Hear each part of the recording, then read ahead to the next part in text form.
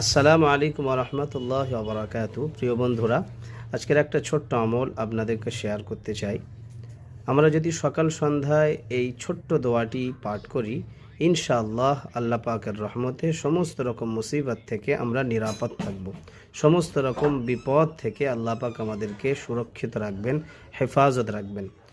হযরত উসমান ইবনে আফফান রাদিয়াল্লাহু তাআলা আনহু তিনি বলছেন, প্রিয় নবী সাল্লাল্লাহু আলাইহি ওয়াসাল্লামকে ইরশাদ করতে শুনেছি, যদি কোনো ব্যক্তি সকাল সন্ধ্যায় ৩ বার বিসমিল্লাহিল্লাযী লা ইয়াদুররু মা ইসমিহি শাইউন ফিল আরদি ওয়ালা ফিস সামাই ওয়া হুয়াস সামিউল আলিম এই দোয়াটি পাঠ করে, আল্লাহ পাক রব্বুল ইজ্জাত সমস্ত রকম মুসিবত থেকে তাকে হেফাজত করবেন, কোনো মুসিবত তাকে গ্রাস করতে পারবে না।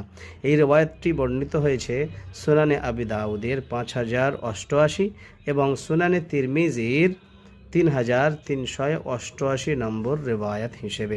ইনশাআল্লাহ আমরা প্রত্যেকেই সকাল সন্ধ্যায় এই আমলটি করব, ছোট্ট আমল, আর অন্যদেরকে ইনশাআল্লাহ এই ভিডিওটি শেয়ার করব সওয়াবের উদ্দেশ্যে। যদি তারা আমল করে ইনশাআল্লাহ আমরাও সওয়াব পাবো। আসসালামু আলাইকুম ওয়া রাহমাতুল্লাহ।